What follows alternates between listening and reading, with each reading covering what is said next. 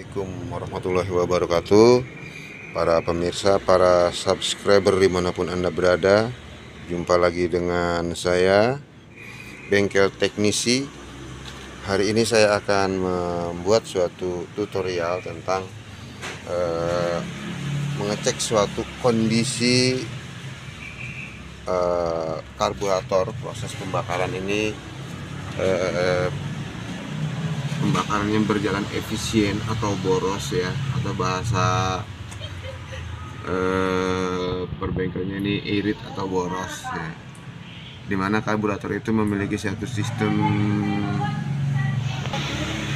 pengkabutan 3 buah spuyer idle, running, dan RPM ya, RPM tertinggi dengan step kedua.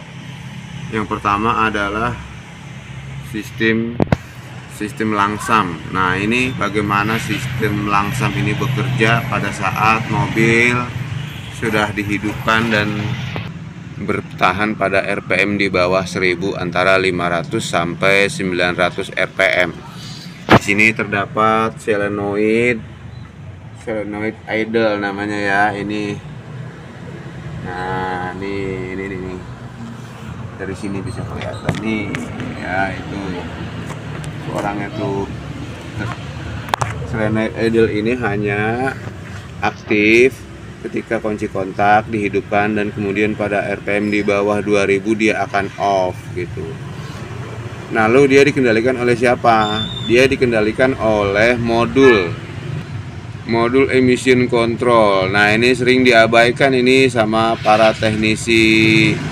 Mungkin teknisinya kurang paham dengan sistem modul kontrol emission, jadi dianggap tidak penting karena itu suka mengganggu kalau ketika dia sudah mulai tidak bekerja ya. Akhirnya dilangsungin.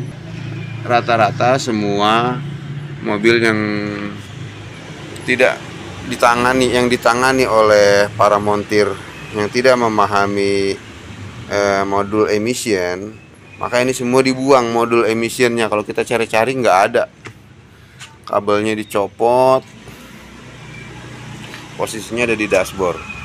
Jadi akhirnya solenoid idle itu bekerja mulai dari kunci kontak dihidupkan ya, sebelum mesin dinyalakan. Sebelum mesin dinyalakan, solenoid idle itu udah bekerja dan tidak berhenti sampai mobil itu dimatikan atau tiba di tempat tujuan ya. Jadi dia akan menyala terus menerus dan tidak akan mati, dan di situ terjadi pemborosan ya, karena seharusnya pada saat RPM 2000 dia sudah bisa mati. Di RPM 2000 dia hanya menyala di rating RPM 500 sampai 1500. Mari kita saksikan ya cara bekerjanya solenoid valve. Sinyalnya ini dari mana, apakah dia bekerja sinyalnya. Ini saya tempatkan satu buah lampu untuk melihat indikator dari ruang dashboard ya. Sejak kunci kontak dinyalakan nanti dia akan menyala.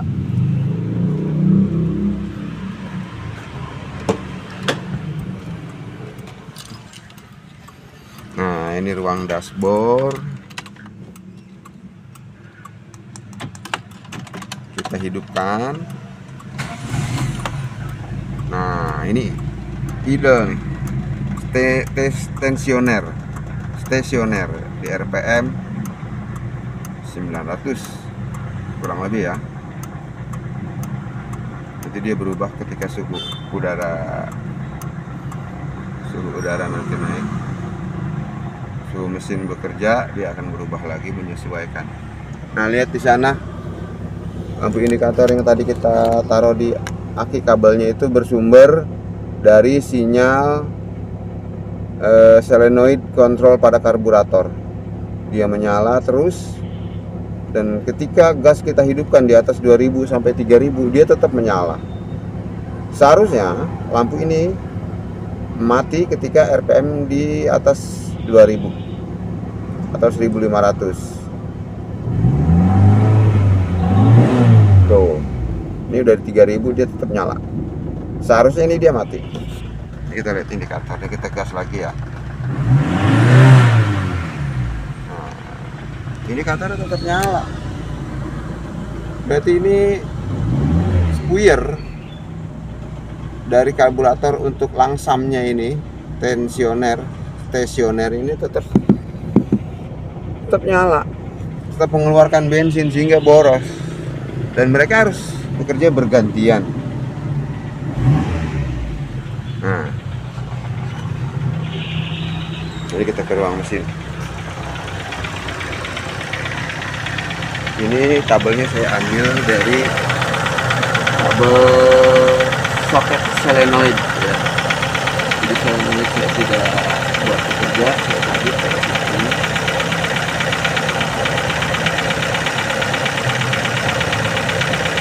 Jadi nyala terus menerus. Oke. Cukup sekian buat Anda memahami bagaimana sistem kerja solenoid tensioner bekerja sebagaimana mestinya.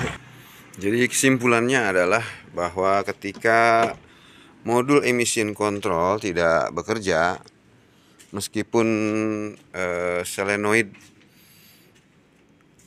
karburator itu bekerja, maka mesin akan tetap mengalami konsumsi BBM yang boros ya. Makanya dari itu kalau kita bertanya bahwa kadang-kadang mobil boros tuh udah nggak bisa di setel-setel lagi, spuyernya dikecilin, terus kemudian dibawa ke tukang servis sudah berkali-kali. Kalau hanya di servis karburatornya saja, mungkin itu akan tetap berdampak boros ya. Tetapi kalau mengatasi masalah sesungguhnya adalah bagaimana caranya kita mengaktifkan kembali modul emission control ya. Dia akan bekerja untuk melakukan proses pergantian supply. Jadi spuyer stasioner itu hanya bekerja pada saat RPM di bawah 2000 dan di atas 2000. Ketika gas kita injak di atas 2000 maka dia akan off gitu ya. Tapi kalau modul kontrolnya tidak bekerja, maka dia akan terus menerus mensuplai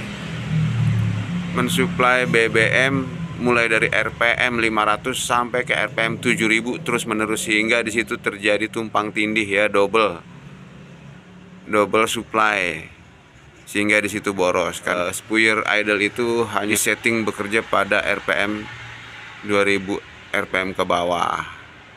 Oke, kesimpulannya sudah mulai ditangkap ya. Kalau memang masih ada yang kurang paham, bisa bertanya di kolom komentar. Barangkali jika waktu memungkinkan saya bisa menjawab semua pertanyaan itu. Baik saudara, terima kasih banyak atas waktunya. Salam sehat, salam sukses, salam bahagia untuk Anda. Assalamualaikum warahmatullahi wabarakatuh.